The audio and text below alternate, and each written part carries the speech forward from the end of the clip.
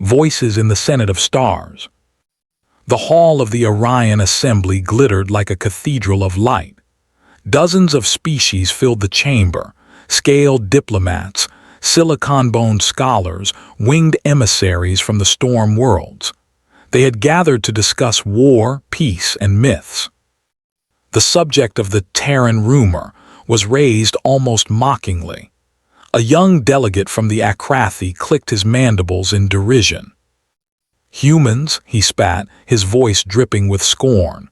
"An outdated legend crafted by failing empires to frighten children. There are no such beings." The chamber erupted in laughter. Scholars of history nodded in agreement, citing archives stripped bare of any tangible proof. Explorers reported centuries of silence from the supposed coordinates of Sol. The myth of humanity was nothing more than dust in the vaults. Yet one counselor, an aged Zorathian, spoke with caution. "I warn you all, every myth contains a seed of truth. To mock too loudly is to invite that truth to awaken." But his words were drowned in ridicule. The galaxy had already decided. Humans were fantasy, nothing more. Whispers across the void. 2 cycles later, silence fractured. A signal, faint and trembling, rippled across the void. Not a natural wave, not pirate code. Something older, something almost erased from memory. A scout vessel belonging to the Heshari Confederacy picked up the whisper. At first, their crew laughed. "It is an echo," said their captain, tail flicking lazily. "A ghost transmission from ancient wars. We will analyze, then discard." But the analysis delivered discomfort. The code matched archived records of extinct languages, languages once attributed to humans. The Confederacy sent word to the Assembly. Within days, debates erupted anew. Was it a prank? A fabricated distortion planted by rivals? Perhaps an echo of forgotten probes? Still, curiosity demanded investigation. Scouts were dispatched to the dead system labeled Sol. They did not expect to find life. They expected ruins, radiation, silence. Instead, their sensors found movement. A massive object drifted beyond the edge of Neptune's orbit. Unmarked, cold, watching. The shattered illusion. At first, they thought it a derelict fortress, a relic abandoned in deep time. Its hull bore scars, yet it gleamed with eerie precision, angles sharper than modern design, metal composites unknown to the Assembly. Closer scans revealed something worse. The vessel was not dead. Its systems pulsed faintly, and beneath its hull, a signature roared to life. "Humans." The word struck like a thunderbolt across the galaxy. The Assembly fell into chaos. Senators shouted, species screamed. Military admirals demanded fleets, while scholars begged for restraint. The young Akrathi delegate who had once mocked the myth could not even speak, his mandibles trembling. Every cultural archive was torn open, re-examined. Records dismissed as folktales were now dissected with desperation. The fragments told of warriors who had once reshaped battlefields, explorers who had crossed voids without fear, and creators who had wielded weapons that eclipsed suns. The illusion collapsed. What they had denied for centuries now loomed undeniable before them. Humans were real. The return of the forgotten. The derelict fortress stirred. It was not just one ship. It was a harbinger.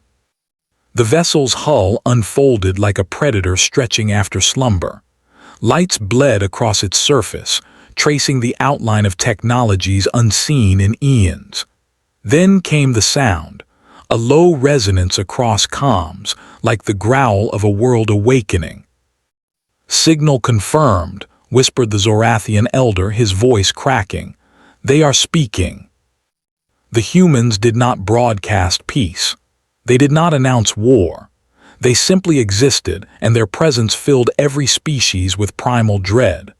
For in their silence, in the ease with which they cloaked and then revealed themselves, was confidence, a confidence no fractured galactic alliance could match.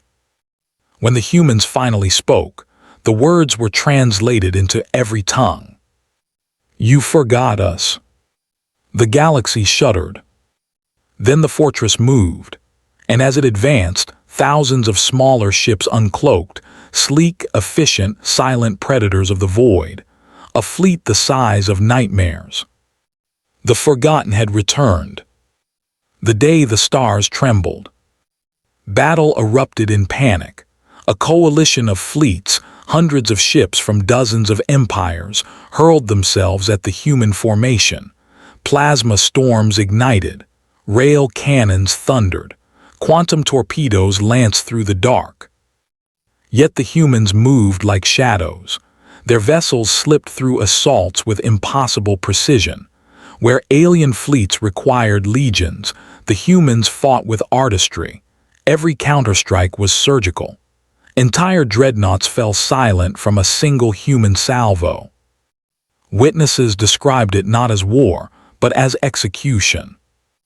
The Assembly's admirals screamed orders, but morale crumbled. For every ship that tried to flee, a human craft was already waiting, cutting off retreat as though they had anticipated the move before it began. It became clear the humans had not merely survived extinction. They had evolved, they had watched, they had prepared. And now they had chosen to step from myth into reality. The day ended with the silence of battlefields littered with debris, glowing in the void like funeral pyres. Survivors whispered in disbelief. Entire armadas destroyed, and the humans had barely revealed their strength. When myths became real, the galaxy would never be the same. In the aftermath, silence reigned in the assembly chambers. Those who had mocked now sat in terror, unable to meet each other's gaze. The Zorathian elder rose once more, his voice steady despite the fear that gripped every species.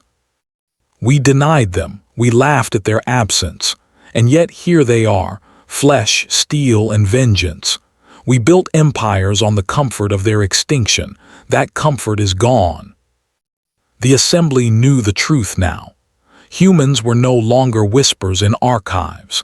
They were architects of reality, standing at the gates of history with the quiet power to reshape the galaxy once again. In the deep corridors of conquered space, rumors spread like fire. Traders, smugglers, even pirates repeated the same chilling phrase. "The myths are real." And with every whisper, the galaxy trembled, because humanity was no longer forgotten. They had returned, and they would not be denied again. The mockery of legends. In the vaulted chambers of the Karath Dominion, tales of humanity were little more than amusements. Their warlords spoke of it during idle breaks. Their scholars treated it as a mythological footnote, and their fleets whispered of it like children exchanging ghost stories. Humanity, if the word was even real, was said to be a species that had burned too brightly and vanished too quickly. Some claimed they had reached for the stars too soon, extinguished by their own wars. Others laughed and said they never existed at all, that human was simply a mistranslation of an ancient archive, a construct created by primitives who mistook shadows for truth. The Dominion had ruled for 10,000 years. They conquered worlds, broke empires, and wrote history in the ashes of those they crushed. And so, the notion of a forgotten species daring to stand against them was less than laughable. It was insulting.